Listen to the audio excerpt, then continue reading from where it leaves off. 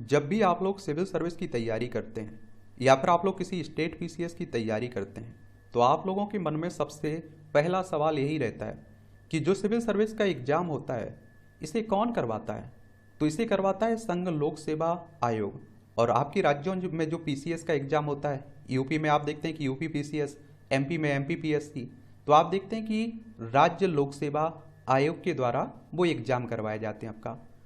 तो आज हम लोग इन संस्थाओं के बारे में विस्तार से एक चर्चा कर लेते हैं और इन संस्थाओं से आपके एग्जाम में भी क्वेश्चंस हर साल पूछे जाते हैं।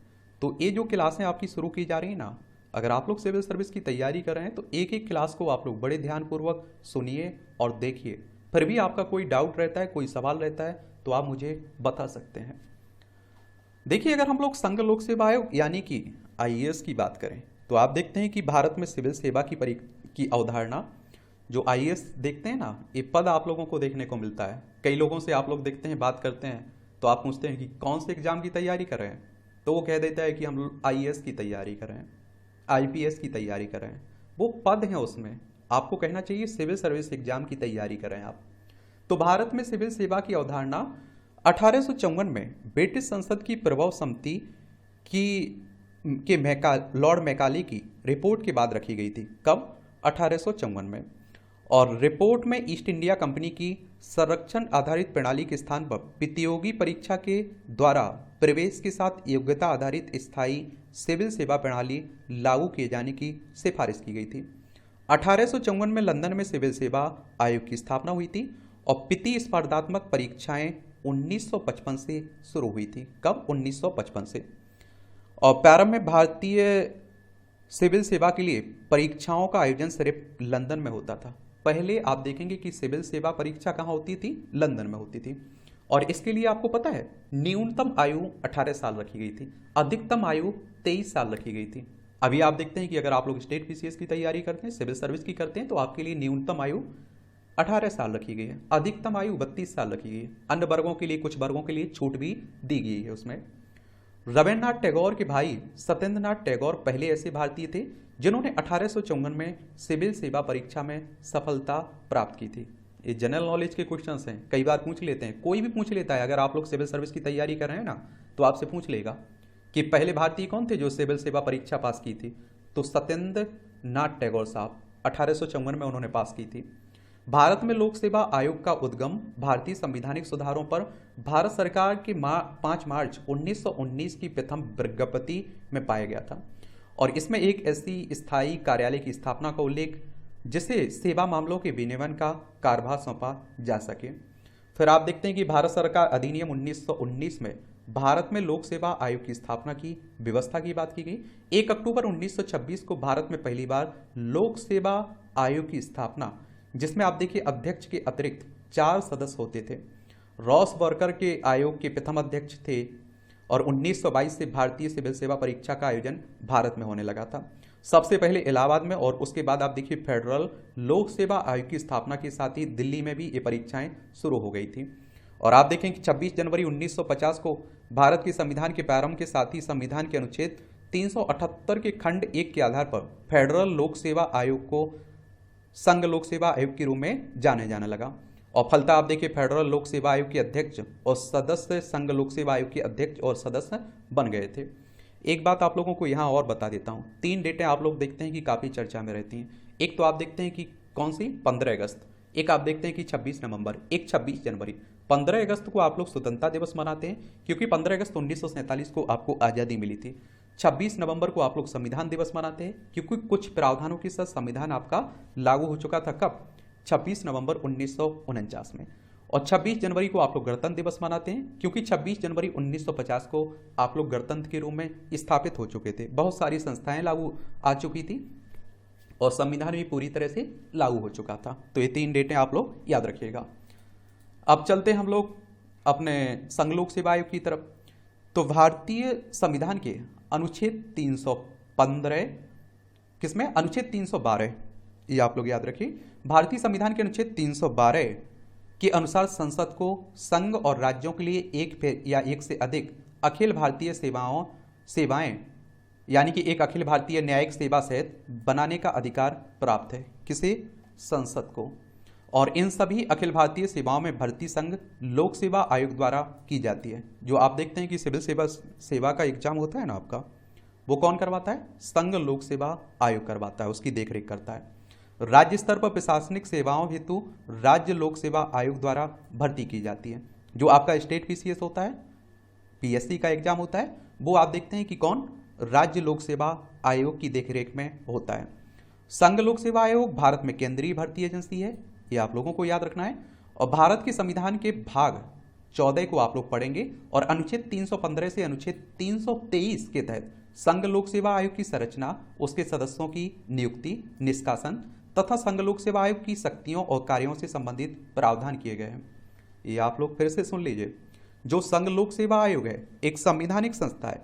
संवैधानिक संस्था कहने का मतलब है कि संविधान के किसी अनुच्छेद के तहत इसकी स्थापना की बात की गई है, संविधान के अनुसार इसकी स्थापना हुई है।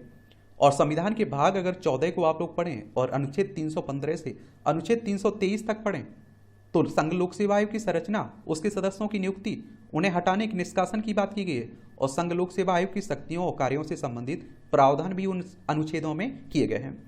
यह एक स्वतंत्र संवैधानिक निकाय है और केंद्र में यूपीएससी के समांतर राज्य में आप देखते हैं कि राज्य लोक सेवा आयोग आपको देखने को मिलता है। और राज्य लोक सेवा आयोग है जो, वो भी आप देखिए संविधान के भाग 14 में अनुच्छेद 315 से लेकर अनुच्छेद 323 के तहत स्टेट पीसीएस की संरचना, उसके सदस्यों की नियुक्ति और आप देखिए निष्कासन और आप देखिए स्टेट पीसीएस की शक्तियों और कार्यों के बारे में प्रावधान किया गया है संविधान के भाग 14 में ही। अब आप देखिए संविधानिक प्रावधान देख लीजिए, ये आर्टिकल आप लोग कंठस्थ याद रख लीजिए क्योंकि कई बार आप देखते हैं कि डायरेक्ट क्वेश्चंस पूछ लेता है, कई बार आप लोगों से ऐसे ही नॉर्मल कोई भी पूछ लेता है। अनुच्छेद 315, अब जिस एग्जाम की तैयारी कर रहे हैं उस एग्जाम को जो संस्था करवाती है उस संस्था के बारे में आप लोगों को अच्छे से मालूम तो होना चाहिए, इतना बुरा हाल नहीं होना चाहिए। अनुच्छेद 315 ये कहता है कि संघ और भारत के राज्यों हेतु लोक सेवा आयोगों का गठन करने की बात हुई है। अनुच्छेद 316 कहता है यूपीएससी के साथ साथ स्टेट पीसीएस के सदस्यों की नियुक्ति और कार्यकाल की बात की गई है। 316 में सदस्यों की नियुक्ति और कार्यकाल की बात की गई है। अनुच्छेद 317 कहता है कि यूपीएससी पे या स्टेट पीसीएस दोनों के सदस्यों को हटाना और निलंबित करने की बात की गई है। अनुच्छेद 318 कहता है कि आयोग के सदस्यों और कर्मचारियों की सेवा की शर्तों हेतु नियम बनाने की शक्ति की बात की गई है। अनुच्छेद 319 को पढ़िए आप लोग, आयोग के सदस्यों द्वारा सदस्य न रहने पर पद धारण करने के प्रतिषेध की बात की गई है। अनुच्छेद 320 कहता है कि लोक सेवा आयोग के कार्यों का वर्णन की बात की गई है। अनुच्छेद 321 में लोक सेवा आयोगों के कार्यों का विस्तार करने की शक्ति की बात की गई है। और अनुच्छेद 322 में लोक सेवा आयोगों के व्यय की बात की गई है। अनुच्छेद 323 में लोक सेवा आयोग की रिपोर्ट की बात की गई है। किसकी? रिपोर्ट की बात की गई है। तो ये सभी अनुच्छेद आप लोग नोट कर लीजिए, लिख लीजिए अपने पास। अब हम लोग इसकी संरचना की बात करते हैं। तो संघ लोक सेवा आयोग में आप देखते हैं कि सदस्यों की नियुक्ति कौन करता है? तो आप देखिए यूपीएससी के अध्यक्ष और अन्य सदस्यों की नियुक्ति भारत के राष्ट्रपति द्वारा की जाती है। यानी कि कहने का मतलब यह है कि संघ लोक सेवा आयोग में जो अध्यक्ष रहता है और जो सदस्य रहते हैं उनकी नियुक्ति कौन करता है? राष्ट्रपति करता है। ये डायरेक्ट ही क्वेश्चन पूछ लेगा वन लाइन में। इनके अगर हम लोग कार्यकाल की बात करें तो यूपीएससी का कोई भी सदस्य 6 साल की अवधि के लिए या फिर आप देखिए 65 वर्ष की आयु तक जो भी पहले हो पद पर बना रहेगा। अब इसे आप लोग इस तरह से समझिए, मान लीजिए कि आप सदस्य बन रहे हैं, अध्यक्ष बन रहे हैं, तो आप देखेंगे कि अगर आपकी उम्र 50 साल है, आपकी नियुक्ति होती है तो आप 6 साल कार्यकाल पूरा करेंगे, 56 के हो जाएंगे, 56 साल के हो जाएंगे। मान लीजिए कि अगर आप पूरा 6 साल का कार्यकाल पूरा कर लेंगे, मान लीजिए कि आपकी नियुक्ति होती है 62 साल की उम्र में, आप 3 साल बाद 4 साल बाद आप देखेंगे कितने 66 के हो जाएंगे, तो आपको पद छोड़ना पड़ेगा। जब आप 65 साल के हो जाएंगे, चाहे आपका 6 साल का कार्यकाल पूरा हुआ हो या ना हुआ हो, आपको पद से हटना होगा। अगर हम लोग इनकी पुनर्नियुक्ति की बात करते हैं तो कोई भी व्यक्ति जो एक बार लोक सेवा आयोग के सदस्य के रूप में पद धारण कर चुका है अपने कार्यालय में पुनर्नियुक्ति का पात्र नहीं होगा। अगर एक बार सदस्य बन चुका है तो वो आप देखेंगे फिर से सदस्य नहीं बनेगा कार्यालय में, ये आप लोग याद रखें। अगर हम लोग इसके त्यागपत्र की बात करें तो आप देखेंगे कि संघ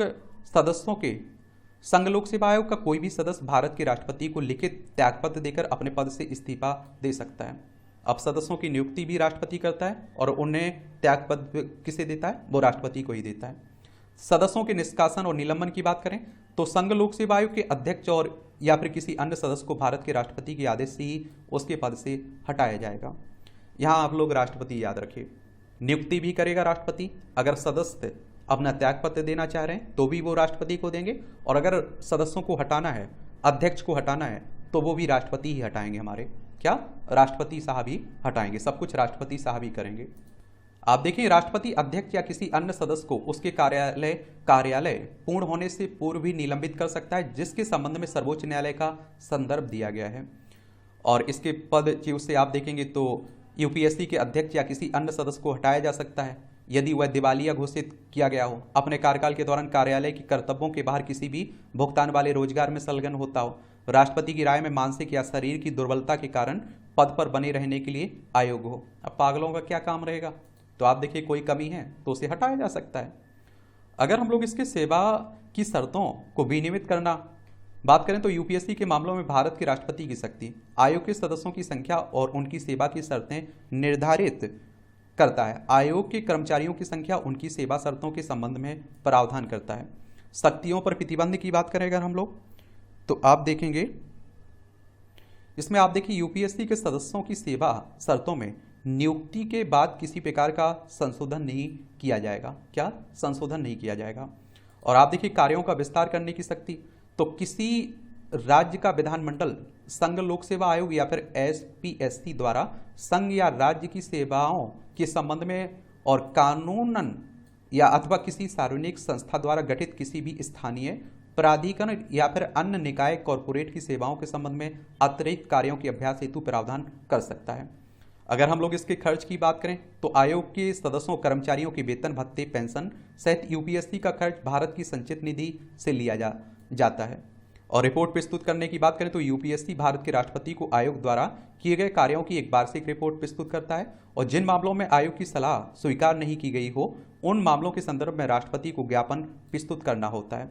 अस्वीकृति के कारणों को राष्ट्रपति के समक्ष प्रस्तुत करने से पूर्व संसद के प्रत्येक सदन के समक्ष प्रस्तुत करना होगा। राज्यसभा और लोकसभा की बात हो रही है। अब आप देखिए सिविल सर्विस का एग्जाम संघ लोक सेवा आयोग ने करवा दिया, उस संस्था के बारे में हम लोगों ने विस्तार से जान लिया। अब बात आती है पीसीएस की, स्टेट पीसीएस की, तो राज्य लोक सेवा आयोग करवाता है। आपके राज्य में आप लोग देखते होंगे एमपी वालों मध्य प्रदेश लोक सेवा आयोग, उत्तर प्रदेश वालों उत्तर प्रदेश लोक सेवा आयोग, बिहार वालों बिहार लोक सेवा आयोग देखते होंगे। तो राज्य लोक सेवा आयोग के बारे में हम लोग जान लेते हैं। तो सबसे पहले आती है बात सदस्यों की नियुक्ति की। तो आप देखिए कि स्टेट पीसीएस के अध्यक्ष और अन्य सदस्यों की नियुक्ति संबंधित राज्य के राज्यपाल द्वारा की जाती है। ये आप नोट कर लीजिए। और एक बात आप लोगों को बता दूं ना, जिस तरह से केंद्र में आप लोग राष्ट्रपति देखते हैं उसी तरह से आप लोग राज्यों में राज्यपाल देखते हैं। तो वहां आप देखते हैं कि संघ लोक सेवा आयोग के अध्यक्ष और सदस्यों की नियुक्ति कौन कर रहा था, राष्ट्रपति कर रहा था, और राज्य में कौन कर रहा है, राज्यपाल आपका कर रहा है। कार्यकाल की बात करें तो स्टेट पीसीएस के सदस्य 6 साल की अवधि के लिए और 62 वर्ष की आयु तक जो भी पहले वो पद पर रहते हैं। वहां कितना था, 6 साल 65 वर्ष की आयु, और यहाँ क्या है 6 साल 62 वर्ष की आयु जो भी पहले हो। ये आप लोगों को याद रखना है इसमें, ठीक है। फिर आप देखिए पुनर्नियुक्ति की बात करें तो कोई भी व्यक्ति जिसने एक बार लोक सेवा आयोग के सदस्य के रूप में पद धारण किया है वह पुनर्नियुक्ति का पात्र नहीं होगा। कहने का मतलब यह है कि मान लीजिए आपका ही उदाहरण ले लेता हूं, अगर आप देखिए आप राज्य लोक सेवा आयोग के सदस्य बन गए हैं तो आप दोबारा उस पद पर नियुक्त नहीं होंगे, नियुक्ति के पात्र नहीं होंगे। अगर हम लोग इनके त्याग पत्र की बात करें तो राज्य लोक सेवा आयोग का कोई भी सदस्य राज्य के राज्यपाल को लिखित में अपना इस्तीफा दे सकता है। नियुक्ति भी कौन करता है, राज्यपाल, और ये त्याग पत्र किसे दे सकते हैं, राज्यपाल को ही। अब बात आती है सदस्यों को हटाने की, निष्कासन की, निलंबित करने की। तो स्टेट पीसीएस के अध्यक्ष या किसी अन्य सदस्य को भारत के राष्ट्रपति के आदेश द्वारा ही उनके कार्यालय से हटाया जाएगा। यहां बदल गया मामला, यहां शक्ति किसे मिल गई, राष्ट्रपति को मिल गई। ये आप लोग याद रखिएगा। सदस्य राज्य लोक सेवा आयोग के सदस्य और अध्यक्ष की नियुक्ति कौन कर रहा था, राज्यपाल। इनका त्यागपत्र कौन ले रहा था, राज्यपाल। लेकिन इन्हें हटाने की बात हो रही, जब इन्हें हटाना है, अगर निलंबित करना है तो वो शक्ति किसके पास है, राष्ट्रपति के पास है। यही अंतर है, यही अंतर आप लोगों से क्वेश्चंस भी पूछ लेता है और आप लोग वहां क्या हो जाते हैं, परेशान हो जाते हैं, भूल जाते हैं सब और गलत कर बैठते हैं। राज्य का राज्यपाल अध्यक्ष या किसी अन्य सदस्य को उसके कार्यालय से निलंबित कर सकता है, जिसके संबंध में सर्वोच्च न्यायालय द्वारा निर्देश दिया गया है। सदस्यों को हटाने की शर्तें यूपीएससी के सदस्यों के हटाने के समान ही है एक तरह से। और आप देखिए सेवा शर्तों का विनियमन की बात करें तो स्टेट पीसीएस के मामलों में राज्य के राज्यपाल के वही कर्तव्यों का पालन करते हैं जो यूपीएससी के मामले में भारत के राष्ट्रपति द्वारा किया जाता है। शक्ति पर प्रतिबंध की बात करें तो स्टेट पीसीएस के सदस्यों की सेवा शर्तों में उनकी नियुक्ति के बाद किसी भी प्रकार का संशोधन नहीं किया जाएगा। और आप देखिए खर्च की बात करें तो स्टेट पीसीएस के सभी खर्च राज्य की संचित निधि पर भारित होते हैं। वहां आप देखते हैं कि भारत की संचित निधि पर भारित थे। स्टेट पीसीएस अपने कार्यों की वार्षिक रिपोर्ट राज्य के राज्यपाल के समक्ष प्रस्तुत करता है। किसके? राज्यपाल के। और जिन मामलों में आप देखते हैं कि आयोग की सलाह मान्य नहीं होगी, उन मामलों से संबंधित ज्ञापन राज्यपाल को प्रस्तुत करना होगा। अस्वीकृति के कारणों को पहले राज्य विधानमंडल के समक्ष प्रस्तुत किया जाना है। एक एक पॉइंट वो आप लोग बड़े ध्यानपूर्वक पढ़िए और अंतर भी आप लोग समझिए। मैं इसीलिए कहता हूँ कि आप लोगों को रिसर्च करना चाहिए। और अगर आप लोगों के दिमाग में रिसर्च करना आता है ना, जिज्ञासा आती है ना आप लोगों को कि इसमें अंतर क्या है, कैसे हुआ है, तो आप यकीन मानिए आप सही दिशा में बढ़ रहे हैं। आप सिविल सर्विस की तैयारी करने लायक और सिलेक्ट होने की स्थिति में पहुंचने लायक बन चुके हैं आप। ठीक है। अगर हम लोग सेवा अवधि समाप्त होने पर पुनः नियुक्ति की इनकी बात करें तो अध्यक्ष की बात हो रही है ये सब। ठीक है। तो आप देखेंगे कि यूपीएससी का अध्यक्ष, संघ लोक सेवा आयोग का अध्यक्ष भारत सरकार या फिर किसी राज्य की सरकार के अधीन किसी अन्य पद पर रोजगार हेतु आपात्र होगा। वहां हम लोगों ने सदस्यों की बात की थी, यहाँ अध्यक्ष की बात हो रही है। अगर मान लीजिए कि आप यूपीएससी के अध्यक्ष बन जाते हैं तो आप देखेंगे कि आप फिर बनने के बाद सरकार के, भारत सरकार या किसी राज्य की सरकार के अधीन किसी अन्य पद पर रोजगार हेतु आपात्र होगा। आप नौकरी नहीं पा सकते हैं फिर। और आप देखिए अध्यक्ष स्टेट पीसीएस की बात करें तो स्टेट पीसीएस के अध्यक्ष यानी कि राज्य लोक सेवा आयोग के अध्यक्ष यूपीएससी के अध्यक्ष या किसी अन्य सदस्य या किसी अन्य स्टेट पीसीएस के अध्यक्ष के रूप में नियुक्ति के पात्र होंगे, लेकिन भारत सरकार या किसी राज्य सरकार के अधीन किसी अन्य रोजगार के लिए पात्र नहीं होंगे। यानी कि जो आपका राज्य लोक सेवा आयोग का अध्यक्ष है, ये यूपीएससी यानी कि संघ लोक सेवा आयोग का अध्यक्ष बन सकता है, या फिर आप देखिए सदस्य भी बन सकता है संघ लोक सेवा आयोग में, या फिर अन्य किसी राज्य लोक सेवा आयोग में अध्यक्ष बन सकता है। बस इसके पास इतना ही नौकरी के लिए एक तरह से जगह खुली रहती है। लेकिन भारत सरकार या किसी राज्य सरकार के अधीन किसी अन्य रोजगार के लिए ये पात्र नहीं होगा, वहां इसकी नियुक्ति नहीं हो सकती, वहां काम नहीं पा सकता है। अन्य सदस्यों की बात करें तो यूपीएससी का सदस्य अध्यक्ष के अलावा यूपीएससी या फिर स्टेट पीसीएस के अध्यक्ष के रूप में नियुक्ति का पात्र होगा। कहने का मतलब यह है कि मान लीजिए कि आप संघ लोक सेवा आयोग के सदस्य हैं, समझ रहे हैं आप लोग, यानी कि यूनियन पब्लिक सर्विस कमीशन के मेंबर हैं, तो आप यूपीएससी के अध्यक्ष बन सकते हैं, या फिर आप देखिए स्टेट पीसीएस या फिर आप स्टेट पीसीएस के अध्यक्ष भी बन सकते हैं। ये आप लोगों को याद रखना चाहिए। ठीक है। और वह भारत सरकार या किसी राज्य सरकार के अधीन किसी अन्य रोजगार हेतु पात्र नहीं होगा। इसे जरूर याद रखें, जो अन्य सदस्य होते हैं यूपीएससी के मेंबर होते हैं वो यूपीएससी के अध्यक्ष बन सकते हैं या स्टेट पीसीएस के अध्यक्ष के रूप में नियुक्ति के पात्र होते हैं, ये याद रखिएगा। ठीक है।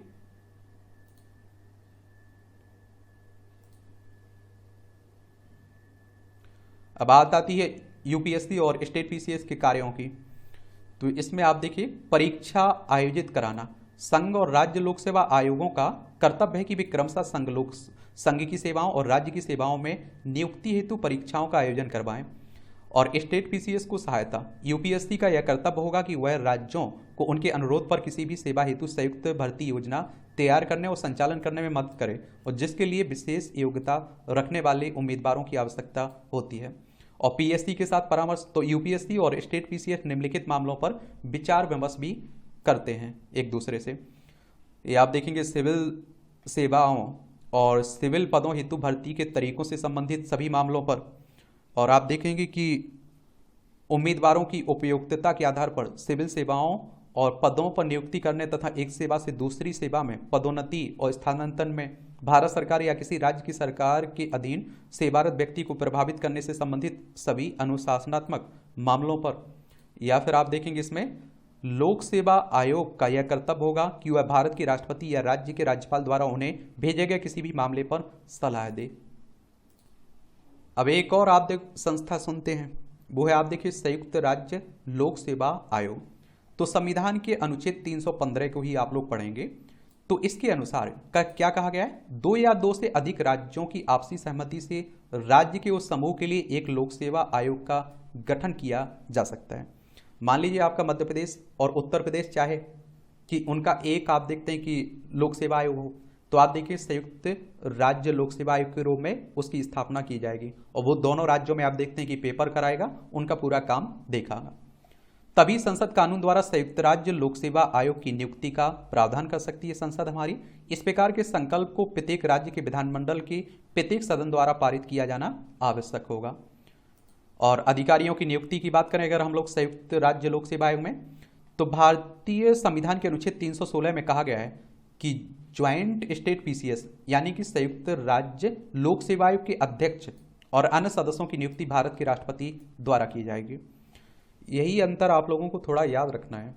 अब आप देखिए संयुक्त राज्य लोक सेवा आयोग है जो, इसमें जो अध्यक्ष होता है, जो सदस्य होता है, इसकी नियुक्ति कौन करेगा, राष्ट्रपति करेगा। और राज्यों के मामले में कौन कर रहा था, राज्य लोक सेवा आयोग के अध्यक्ष और उसके सदस्यों की नियुक्ति राज्यपाल कर रहा था। लेकिन संयुक्त है ना, 2 राज्यों के लिए है ना, तो 2 राज्यपाल थोड़ी उसमें फैसला लेंगे। इससे अच्छा है कि राष्ट्रपति साहब को ये शक्तियां मिल गई। और संयुक्त आयोग का सदस्य 6 साल की अवधि और 62 वर्ष की आयु जो भी पहले वो पद धारण करेगा। लेकिन आप देखेंगे राज्य जैसा ही अध्यक्ष और सदस्यों के लिए कार्यकाल रखा गया है, 6 साल की अवधि और 62 साल, 65 साल नहीं रखा गया, 62 साल रखा गया है। अगर हम लोग इनके इस्तीफा की बात करें तो अनुच्छेद 317 के तहत संयुक्त राज्य लोक सेवा आयोग का कोई भी सदस्य भारत के राष्ट्रपति को लिखित में अपना इस्तीफा दे सकता है और सर्वोच्च न्यायालय द्वारा संदर्भ दिए जाने के बाद राष्ट्रपति को आयोग के अध्यक्ष या किसी अन्य सदस्य को उसके कार्यालय से निलंबित करने का अधिकार प्राप्त होता है। संयुक्त राज्य लोक सेवा आयोग के सदस्य अध्यक्षों की नियुक्ति भी राष्ट्रपति करता है, उन्हें त्यागपत्र भी राष्ट्रपति के पास जाता है और उन्हें हटा भी राष्ट्रपति ही सकता है। ये आप लोग याद रखिएगा। अगर हम लोग इनकी शक्तियों की बात करें तो अनुच्छेद 316 के अनुसार भारत के राष्ट्रपति को निम्नलिखित अधिकार प्राप्त हैं। आयोग के सदस्यों की संख्या, उनकी सेवा की शर्तें निर्धारित करने से संबंधित, सदस्यों की संख्या, उनकी सेवा शर्तों के संबंध में प्रावधान करने से संबंधित। और रिपोर्ट की बात करें तो अनुच्छेद 323 के अनुसार संयुक्त राज्य लोक सेवा आयोग का यह कर्तव्य होगा कि वह उन राज्यों के राज्यपालों के समक्ष वार्षिक रिपोर्ट प्रस्तुत करे जिन्होंने मिलकर आयोग का गठन किया है और प्रत्येक राज्य का राज्यपाल उन मामलों की व्याख्या करते हुए एक ज्ञापन प्रदान करने हेतु जिम्मेदार होता है जिनमें आयोग की सलाह को स्वीकार नहीं किया गया हो और अस्वीकृति के कारण प्रत्येक राज्य के विधानमंडल के समक्ष रखे जाते हैं। तो इस तरह से आप देखेंगे संघ लोक सेवा आयोग, राज्य लोक सेवा आयोग और संयुक्त राज्य लोक सेवा आयोग, तीनों संस्थाओं के बारे में हम लोगों ने विस्तार से बात कर ली है। 1 से 2 बार इस क्लास को आप लोग देख लीजिए और मुझे भरोसा है इतने आप लोग समझदार भी हैं कि आराम से आप लोगों को सब कुछ समझ में आ जाएगा और इससे अगर क्वेश्चंस पूछे जाएंगे ना तो आसानी से आप लोग उनका जवाब भी दे पाएंगे। फिर भी आपका कोई डाउट हो, कोई भी सवाल हो मेरे लिए तो आप लोग भेज सकते हैं, उस पर भी हम लोग बात कर लेंगे। ठीक है।